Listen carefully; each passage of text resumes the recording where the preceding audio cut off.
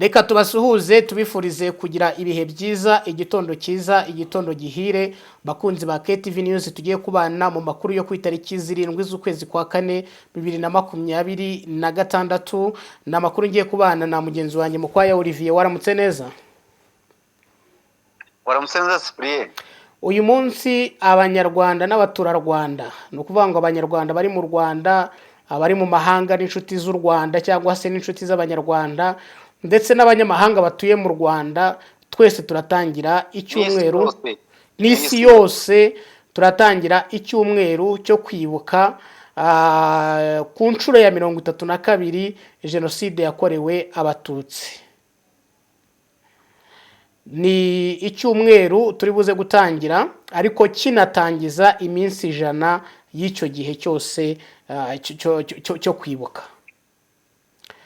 Reka twihanganishe abanyarwanda, hanyuma tuvuge ngo tuzitware neza muri bihe byo kwibuka, twirinde amagambo arimo ingengabitekerezo ya jenoside, twirinde ibikorwa bibi kandi dufate mu mugongo abarokotse jenoside yakorewe abatutsi.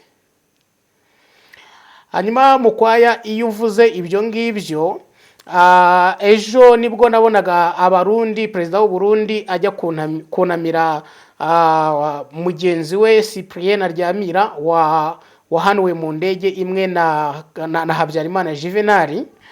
Hari abantu benshi rero cyangwa narration nyinshi cyane zigenda zivugwa yuko ihanurwa ry'iriya ndege ngari ryo ryateye jenoside.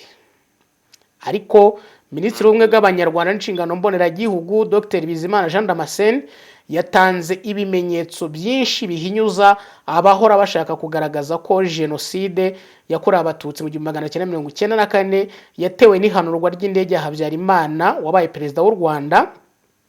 Ni mu kiganiro rero yatambukije kuri televiziyo y'igihugu agaragaza ko guhuza ihanuka ry'iyo ndege na jenoside yakorewe abatutsi ari ukwigiza nkana, kuko mu gisobanuro cya jenoside harimo ko ari umugambi utegurwa ugamije kurimbura abantu hashingiwe ku bwoko, ubwenegihugu, ibara ry'uruhu cyangwa se idini. Ati rero iyo habaye umugambi wo kwica abantu hagendewe kuri biriya bintu bine, iba ari jenoside. Ku batutsi bo mu Rwanda rero, leta kandi ya Habyarimana yateguye umugambi wo kubica bose ishingiye ku bwoko bwabo bwanditse mu ndangamuntu zashyizweho na leta. Minisitiri Bizimana agasobanura ko uruhare rwa Habyarimana muri jenoside yakorewe abatutsi ruhera ku kuba ari we musirikare wa mbere ku rwego rwa ofisiye u Rwanda rwagize, ndetse aba umuyobozi w'ingabo ariko zari zishingiye ku ivangura. Ati ingabo z'u Rwanda zashinzwe mu mwaka w'1959 zishinzwe n'ababirigi babiri. Zimaze kujyaho rero, ibyashingirwagaho ngo umuntu azinjiremo harimo ko zigomba kuba zigizwe n'abahutu gusa, kandi ko umututsi uzajya ashaka kwinjiramo bazajya bamubwira ko adashoboye. Ibyo byagiye mu mabwiriza y'izo ngabo, kandi Habyarimana niyo wabaye umwofisiye wa mbere uyobora izo ngabo zigendera kuri rondabwoko Hutu. Yatojwe gutyo aba ariko aziyobora, none bigeze mu 1962 zica abatutsi barenga 2,000 ibyumba bazira ko ngo hateye inyenzi zivuye muri Uganda. Minisitiri Bizimana avuze ko kwibasira abatutsi byakomeje, ndetse Habyarimana wari uyoboye ingabo yemeranya na Kayibanda Geregwari wari perezida ko uko inkotanyi zizajya zitera bazajya bica abatutsi bari mu Rwanda, kandi icyo gihe hari kera cyane mbere y'uko indege y'uyu mugabo ihanurwa. Icyo ni ikimenyetso yatanze. Yongeraho ko mbere y'1994 Habyarimana yagize uruhare rugaragara cyane mu mugambi wo kurimbura abatutsi bijyanye n'inshingano yakoze mbere yo kuba perezida. Ibiro by'uruhare rwa Habyarimana muri jenoside yakorewe abatutsi mu kwitegura kandi byanabonywe n'imiryango mpuzamahanga, ndetse bitangaho umuburo ku butegetsi bwe nubwo nta cyabikozweho, kandi icyo gihe indege yari itarahanurwa. Ibimenyetso ni byinshi Dr Bizimana yatanze agaragaza ko abahuza ihanurwa ry'indege ya Habyarimana na jenoside yakorewe abatutsi bibeshya. Ndakwakiriye Mukwaya. koze cyane kunyakira. Iruhande rwanjye numva ko ntabwo musana kugira ko tanga wakegera neza tukakumva neza. Muranyumva neza ariko ndakumva. ndaza kuga nk'umunyarwanda buryo wendeketse wenda utari uri mu Rwanda mu Rwanda nari umwana ibike nabonye hari amateka kandi sinajya mu byo bita amateka ntari impare ariko kubyo niboneye nanjye ku giti cyawe hari ibyo natangaza by'umugeni umuntu yagiye abona yabitangazaho ngo indege Habyarimana yahanuwe mu masaha y'umugoroba 2:00 mike 40 gutya kandi uko yahanuwe ibyo ko njye nayo ni mu mujyi wa Kigali kandi biturikana nabyumvishije ko nento hafi n'ikibuga cy'indege cy'i Kanombe ariko hari ibyabaye imbere ndi umwana bo zivuka mbona amashyaka yose agira ate mbona ibyagiye biba muri Kigali wanoza itumanaho kugira ngo turusheho kumvikana neza. Itumanaho ryanjye rimeze neza ariko nta kibazo wakomeza. naba ngo utamashyaka yagiye avukanya reba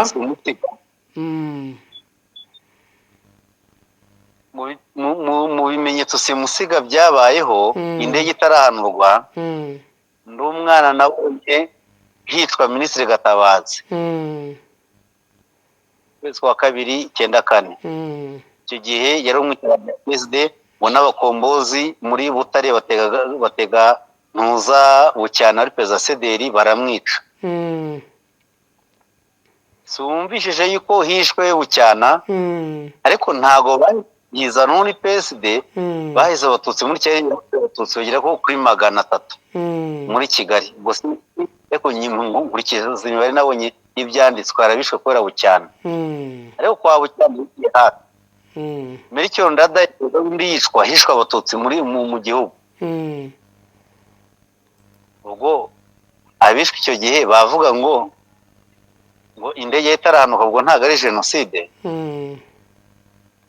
hari ikintu minisitiri yavuze cyubako icyo bita bureau de change niyo byivunjisha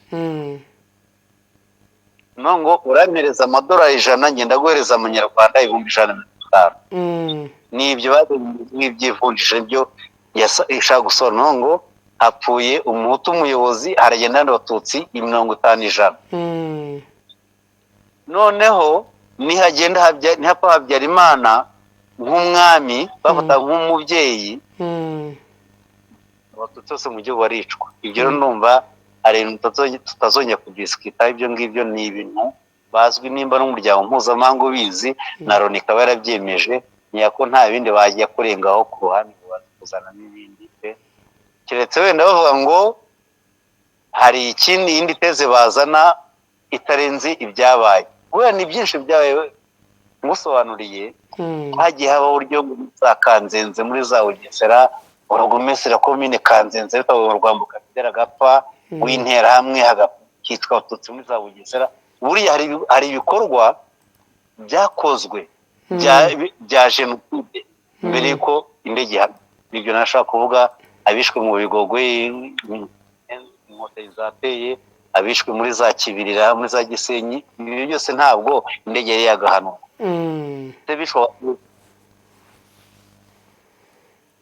abantu bahuza rero ihanurwa ry'indege na jenoside yakorewe abatutsi basigeho rwose bacire birarura ntabwo jenoside yakorewe abatutsi yakoreweho indege gusa indege yabaye nk'uko inzu yaba irimo gushya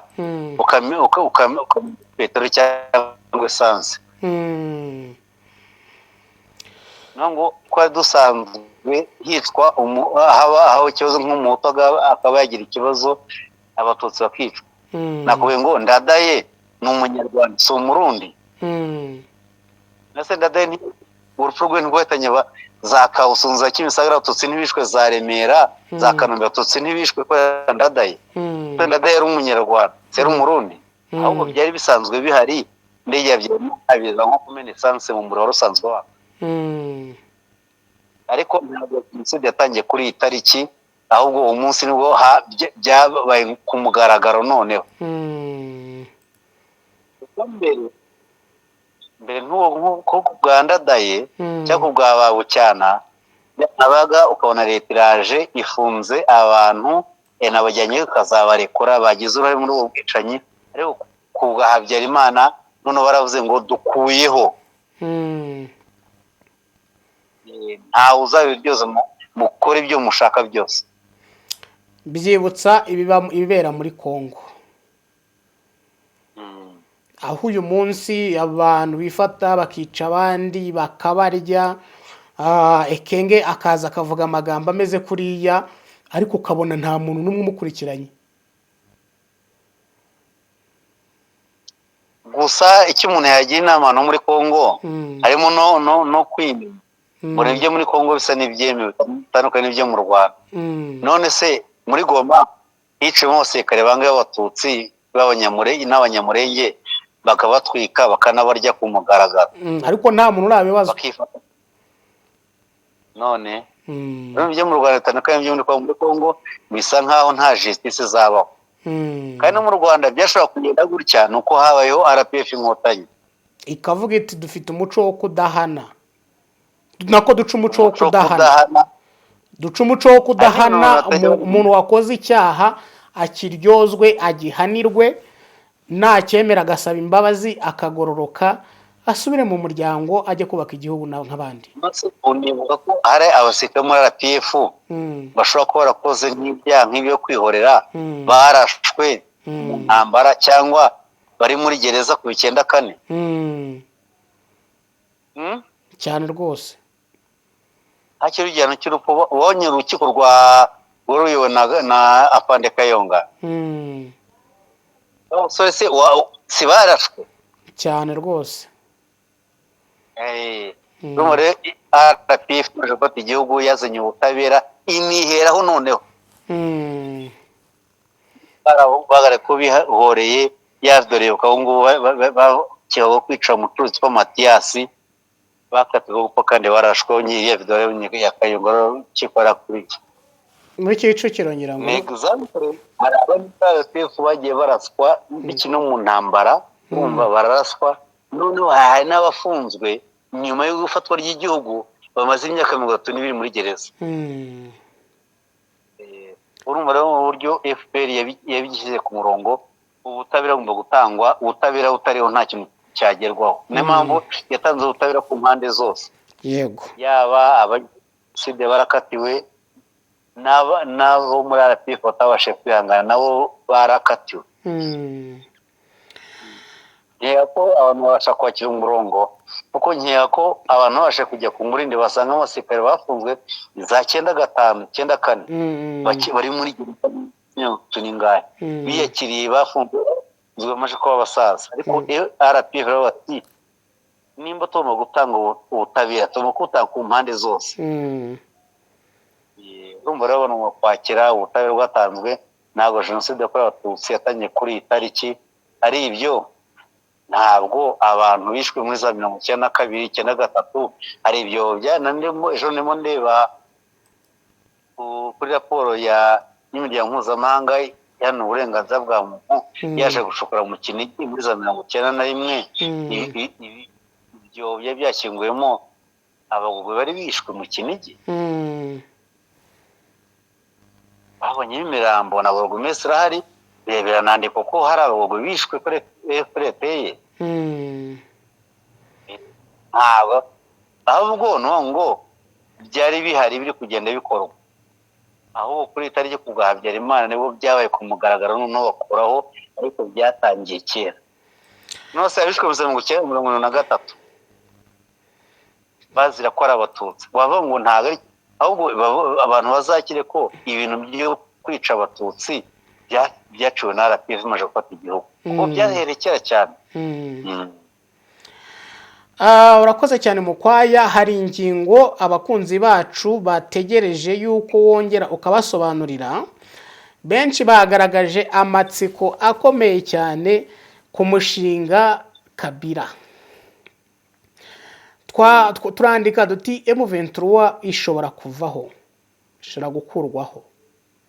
Twandika uburyo umushinga ushobora ku makuru wahawe uburyo umushinga uzaba umeze. Abantu bati ibyo bintu turifuza ko mwongera mukabidusobanurira neza. Mu kwanguhaye umwanya itature uriya mushinga umeze gute, kuko abantu benshi n'uyu munsi naka kanya tuvugana muri iki gitondo baracyanyandikira bambwira bati biriya bintu mu bidusobanurire.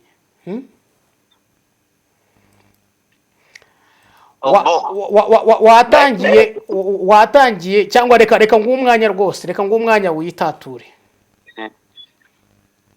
cyangwa wari ugikomeza ikibazo uko kimeze. Ikibazo uko kimeze baravuga bati ni gute murimo kutubwira M23 imaze imyaka n'imyaka mu ntambara, ni gute murimo kutubwira yuko uyu munsi dushobora kujya kubona tukabona isa naho icecetswe cyangwa se isa naho ikuweho hakaza undi mushinga kandi twayibonagamo nk'umucunguzi.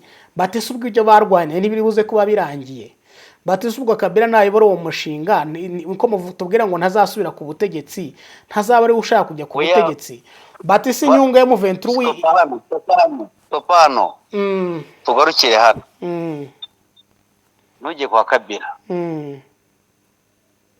M23 yafashe ibice byo mu burasirazuba bwa Kongo, Kivu ya ruguru na Kivu. Ibyo bice imyaka 500 ntago izabireka. Biri no mu ngingo turi buganireho mu biganiro bigiye kubera mu Busuwisi. M23 yavuze ngo mu byo tuganiraho ibyo kuvaho twafashe mu byibagirwe. No, M23 aho yafashe ntabwo hazavamo. Ariko nkongera nkanatekereza Washington, abantu badukurikirana bajya babasha kumva ibyo ntabasha kuvuga kuri Washington. Nacyo kizambye kibazo kuko iyo bakoze ngo Washington ibyo ntabasha kuvugira kuri telefone. Reka yenda kugira ngo tugendane neza. M23 imaze imyaka n'imyaka mu mushinga wo gufata Kivu y'Epfo na Kivu ya ruguru, yanabigezeho. Tubwira abantu ko muri Washington ikigaragara nuko M23 itazigera irekura aho yafashe, kandi na Amerika ni bumwe mu buryo yakemuyemo ikibazo cyo kutongera guhuza General Makenga na Patrick Muyaya cyangwa se na Sylvain Ekenge. Turagendana. Hagati aho ngaho tugeze mu cyitwa administration. Kugeza ubu ngubu M23 twabibwiye abantu yuko ntago iragira administration ikurikiranye nk'uko yakagombye kubikurikirana. Ahenshi harimo no kwirinda kuzashinjwa ikintu cyo gushinga leta mu yindi. Warambwite nk'umunyamategeko cyaba ari icyaha mpuzamahanga. Urongera urambwira uti nako turongera turareba ese M23 uyu munsi ahantu yafashe n'ibitazaharekura.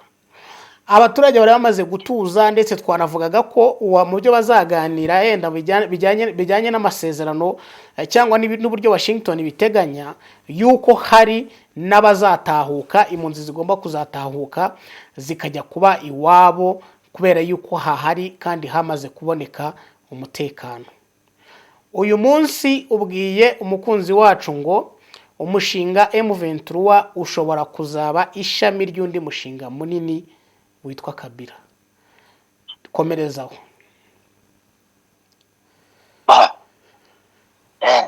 Njyanye kure cyane. Ikibazo kiri mu bwenge bwinshi.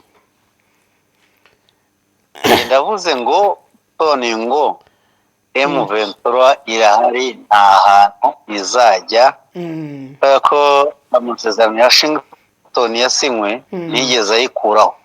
yego aho ntabwo hazarekurwa.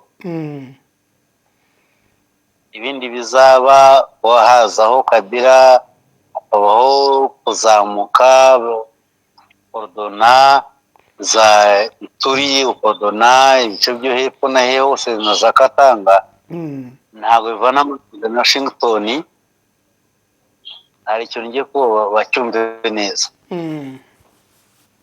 Washington ntabwo M23 yigeze yamutsinya, bayivana rero muri ibyo bintu Washington.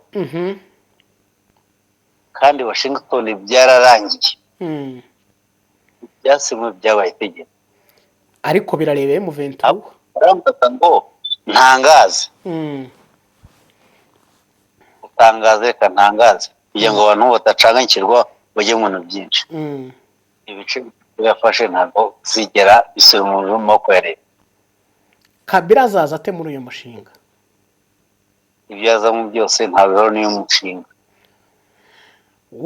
Umuntu uza muri verisiyo yiheruka wabidusobanurire neza, uravuga uti hari amakuru mfite ya ndani ambwira yuko hari umushinga ushobora kuzabaho nyuma yo kureba M23 bagasanga abanyekongo bose ntago bayiyumvamo kuko babona yuko M23 ibyayo ari ibyo mu burasirazuba, ndetse n'abirwanirira arabo mu burasirazuba, by'umwihariko abavuga ururimi rw'ikinyarwanda. Nabo mu burasirazuba ko abavuga ikinyarwanda ukoresha ngo abafite ADN ya M23 niryo jambo ukunda gukoresha. Hanyuma uravuga uti rero mu byifuzwa mu mushinga ntabwo M23 irimo kubonwa nk'iturufu ishobora gusoza neza umushinga, ariko uwo bayihaye yarawushoje ari uwo kureba ahantu hari ADN kinyarwanda, ikaba yaramaze kuhafata kandi ikaba ihatsimbakaje umutekano. Aho hantu iri ni naho hantu hari ikibazo gikomeye u Rwanda rufite kijyanye na FDLR, bityo M23 ikayifatanya n'u Rwanda mu by'umutekano, cyane cyane mu guhangana n'icyo kibazo cyitwa FDLR kinabangamiye ya ADN y'abantu ba M23. Uravuga uti rero kugira M23 ntago iri bwambuke ngo ijye muri Katanga, ntago bari buyumve, niri bujye muri Ituri ntibayumva, ntago iri bujye muri Kasayi, ntago iri bujye muri Tanganyika, ntago iri bujye hehehe handi hose naho bavuga igiswahili n'ahandi. Utirika igiswahili ari ukuntu bashobora kumvikana mu kuntu atari ko nanone population yari ukuntu iteye, hakenewe umuntu ubasha kumvuga n'abanyekongo bose. Uwo muntu nta wundi ni Kabila. Sinzi niba turi kumwe neza nkurikije uko wari mu bidusobanurira. Ati umuntu nta wundi ni Kabila. Kabila akazaba asa n'umuntu uzayobora projet nakita projet y'impinduramatwara, noneho za M23 zikaza ari nk'amashami.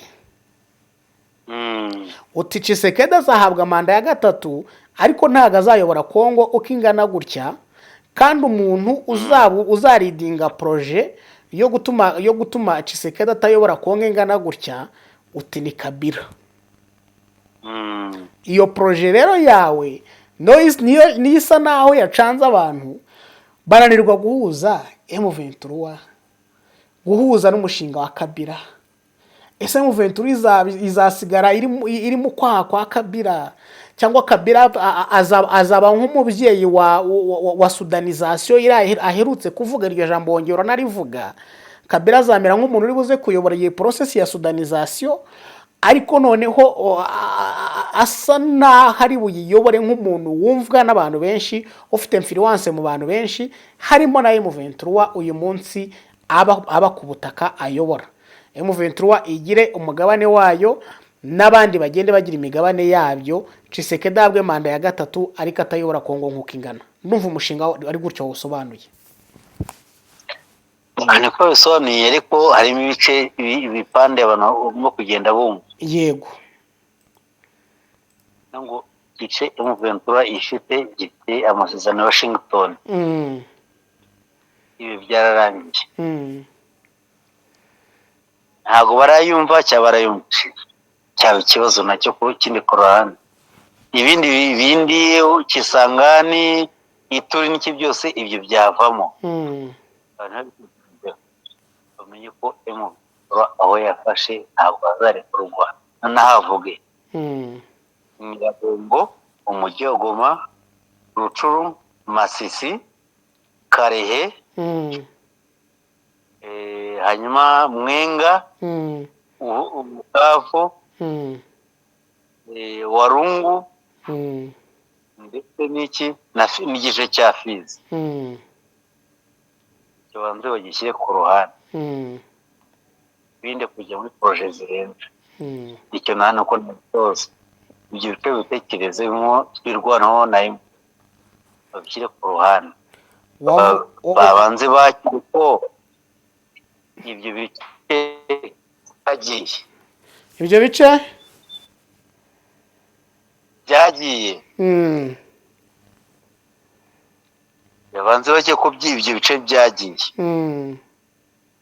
Hanyuma kugira ngo proje zijya muri Katanga, zijya muri Kisanga na he hose abadukurikirana byabagora. Akurusha kuvuga mu magambo makeya. Ibice mfashe byo muri Kivu n'Epfo byaragiye, ntabwo bizagaruka. Babyakire. Ninjya gusesengura ibyo hirya urabona ngo Kabila azazamo bizaca byagorana kugira ngo bizabitaho. Naho bamenye ngo aho hantu mvuze haragiye, nta musirikare FARDC uzahagaruka. Kabila rero niwe tugezeho, azayobora uyu mushinga nk'iki? Yawuyobora ariko ari warangiye. Ni uwuhe warangiye mukwa? Umushinga warangiye n'uw'abantu bavuga Ikinyarwanda, ariho turimo nyine ngo ni uguhera muri izi nce za Rutshuru, Masisi, ukamanuka muri Sud Kivu. Umushinga warangiye Washington. Washington wararangiye umushinga. Hanyuma indi mishinga niba atari ibanga, indi mishinga irava Kisangani iragiye. Kisekedi yakira abasirikare nako abakinnyi ba Leopard. Yongeyeho ngo ko hari abaturage bacu mu gice cy'uburasirazuba bwacu bishimiye intsinzi yacu, kandi abaturage ni abacu n'ubundi twiteguye kubohora. Umuntu wumvishe amagambo Kisekedi azabohora gisirikare. Ese FARDC iri hehe n'abaturage ba Bukavu nabo? Ni muri bingahe? Bajya byibaza nyine, ababivuze bakabyumva, kugira ngo Kisekedi agere Goma bimusaba iki? Ese Washington yasinyiye ibi n'ibi? Ni ibintu bigoye cyane kuko ibyo umuntu asanga atavugira mu itangazamakuru. Ariko tubana kimwe, abantu bakire ko Goma na Bukavu byagiye, kugira ngo leta y'ubumwe izagaruke. Ni imyaka 500 ibyo birabisinyira no kuri betting na betting. Mukora agira uti no kuri betting na bettingira hari ibice byamaze kugenda, hari ibyo M23 yafashe. Hanyuma se what about cyangwa se bite bya Katanga, bite bya Kisangani, bite by'ibice bya za Rubombashi na za Kasayi? Iyo proje zagerayo cyangwa proje yari igice runaka ireba bya bindi nyine byitwa sudanization? Kabila niwo uherutse kuzana terime yitwa sudanization. Izareba igihugu cyose cyangwa izaba nka kwa kundi iriya Sudani nyine byagenze? Tuzayenda tuganira gahoro dukora ibiganiro. Hari byinshi uzayenda. Ongera ijwi. Ndavuga ngo tuzagenda tuganira ko iminsi izagenda yisukuma. hari byinshi bizagenda bijya hanze, ariko ibihari ni ibireba igice cy'uburasirazuba. Ariko mu gice cy'uburasirazuba nakubwira ngo ituri kuyibonamo influence y'Ubugande, uzi ko bizagenda ugahita usubiza uti oya, nahita nayo ngusubiza ngo ihangane gahoro gahoro tujya dukora ibiganiro tujye tuganira abantu bakire bizagenda biba. Ariko ku kirebana n'uburasirazuba bwa Kongo ku gice cya Kivu zombi, abantu bakire ko Kivu zombi uvanyemo Uvira zagiye.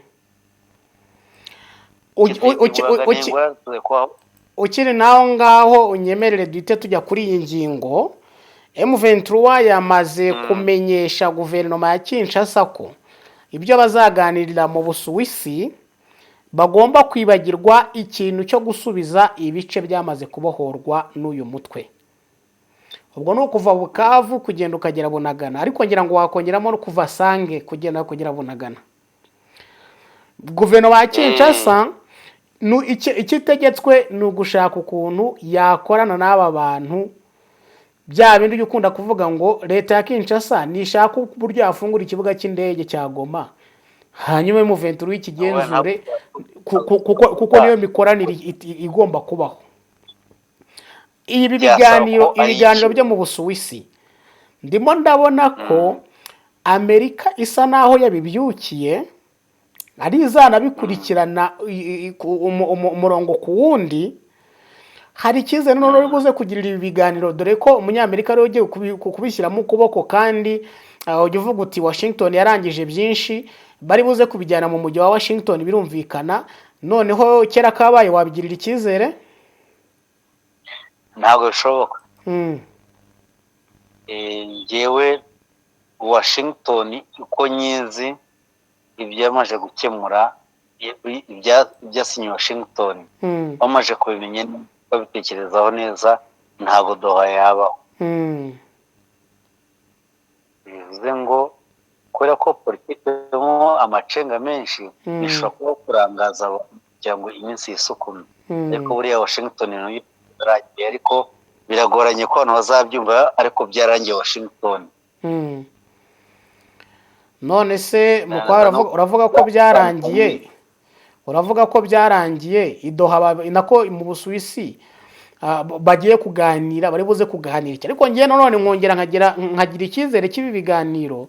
Muri ya Doha byo warayivugaga ukavuga uti sinyizera, nkabyemera, kubera ko Doha twabonye ko basinyiyeyo kurekura imfungwa ntibazirekura, barongera bategeka gusinyira agahenge ntikubahirizwa. Ku ruhande rwa M23 Doha yayihombeyemo pe, kuko nta kintu yigeze yemererwayo ngo igihabwe. Uyu munsi Ubusuwisi tubuhanga amaso. Oya, M23 ntabwo yizi hombo Doha. Kuko icyo yinjije nuko yabaye rekoni, ntabwo bakisipuretifu uko muza ya Kizayidi yavugana abamuyaya ngo ni umwana mu Rwanda kuba leta yaragiye byahaye reconnaissance internationale prime. Eko ndaza kongera kandi buriya abantu buri abana bimenye kenshi nk'abantu dukora muri iyi sekiteri. M23 yari kera ikitwa nyine ngo umutwe w'iterabwoba batarajya mu biganiro bya Doha. M23 yazengereje abantu bakora muri iyi sekiteri yacu. Algoritime zafunze shene nyinshi cyane, bitewe nuko warayivugaga bakumva yuko ari terroriste, bakavuga ngo ushyigikiye ngo iterabwoba. Elezoma inyinshi zaragarutse, ariko ba nyirazo ntago wakora uko zigeze gufungwa cyangwa hari ukundi kuntu byagenze. Doha rero buriya Doha natwe yaradufashije, kuko even no muri Google baravuze uyu mutwe uriho, kandi niba leta zunze ubumwe za Amerika igihugu cyacu gihaguruka kikajya gukemura ikibazo kiri hariya, biragaragara yuko koko ibi bintu hari ishingiro bifite. Icyo gihe niho hajemo n'agahenge. Urumva icyo kintu cya reconnaissance nicyo nagira ngo nshimangire. Uretse yenda iyo reconnaissance, ikindi kintu M23 yo kuyidoha ni igiki ariko cyane cyo ni ikintu kinini cyane.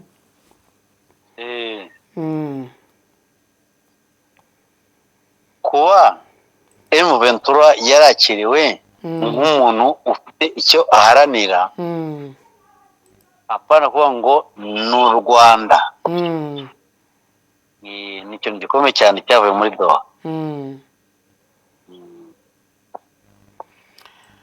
Ubusuwisi dutegeye iki mu kwa?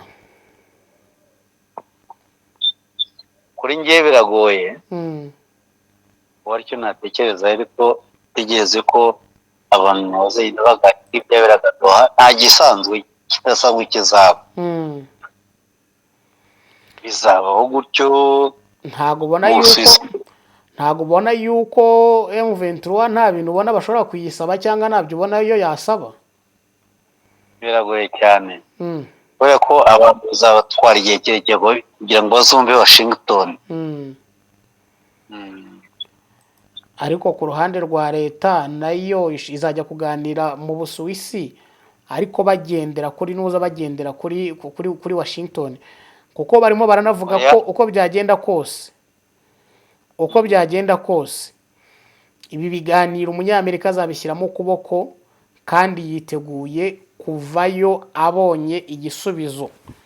Bivugwa yuko ngo Amerika ishobora kuba irimo kurwana na timeline ya manda ya Trump, kugira ngo Trump waharaniye yuko kurangiza ikibazo cyo mu burasirazuba bwa Kongo, burawe Trump avuga ko intambara yo muri Kongo yayirangije, kugira ngo nibura azave ku butegetsi abonye umusaruro cyangwa hari aho abisize.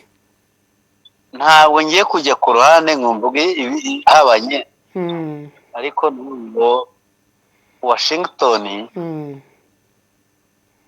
ibara M23 nk'abaturage bo muri Masisi na Rukuru, umurasirazuba wa Kongo bakomokayo, kugeza igihe cyo guturuka byose byo batuyemo bose, abaturage bose, yaba Bukavu, yaba ibice bya Sud Kivu, Washington ibirekomeza nk'abaturage babo, kandi ikabara ko bagomba kuba aribo bari kuyobora aho ngaho. Doha izamo isaba ko bahaba, bakajya he? Ntahahari. Ibi nabwo Washington niyoboye. Noneho leta ya Kongo igendera ivuga ngo urabona abantu, nabonye guverineri Prose avuga ngo abantu bagiye kugenda bazagenda.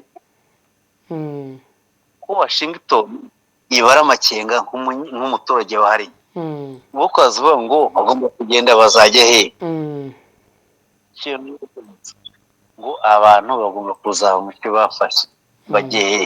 Ku icyo yafashe ari iwabo, kandi Washington usanga abagakondo aho ngaho ari iwabo cyane. Muri politiki haza mu macenga menshi, abantu bagiye batuza bakira ibyo twabahaye. Ibyo mbahaye rero ngewe nuko ntabwo makenga bigera bamubona ngo uri mu nkambi ya Gihembe cyangwa ya hehe hose. Bari makenga nk'umuntu ugiye kuzaba n'umugore n'abana baza muri Goma bacuruza ibigori, bacuruza Ampex, afite kampani icuruza Ampex n'iki byose, na Bodwe umugore we acuruza wenda birebana n'imiceri n'ibiki byose muri Goma. Ntabwo bazahava imyaka 500 gisigaye kwigaho, byo icyo gihe bazahaba nk'abandi. Ibyo nabyo bizajya mukwa. Ndabona ibindi bikomeje kuvugwa n'ibyo muri Ituri bagize gutya, bafata umuntu bita ngo no ADF, baramutwika neza arashyira kongoka. Ituri mbare tuzayibikira ibihe byayo. Ituri giye kuza, Ituri giye guturika, yitwa Ituri, ndabona ugiye guturika. Cyamuhozi na guverineri wa Ituri na leta ya Kongo bigiye kujya hanze, zigiye kuza. Ituri igiye kubaho agiye kuvukamo umutwe n'iki byose uzabibonamo ikijya kuza. Kongo nk'uko navuze ngo nta muntu wakwihisha mu murima w'ubunyobwa, wakwihisha mu ishyamba, ukwihisha mu murima w'ikawa, ariko nakwihisha mu murima w'ubunyobwa. Ibyo turi tubishyire ku ruhande, bizajya duturuka inkuru nyinshi. Dusoza ibiganiro bizahuza M23 ndetse na leta ya Kinshasa bizaba ku itariki 13 z'ukwezi kwa 4 2026 hariya mu Busuwisi. Reka ngushimire Mukwa. Urakoze cyane kandi ngushimira ko imwe tugiranye ubwo n'abadukurikirana baza kugeza kuri leta agiye gukurikiraho. Yego, tunatangira icyumweru cyo kwibuka kandi none baza kwibona none tutohera ku kwibuka. Twibuke twiyubaka.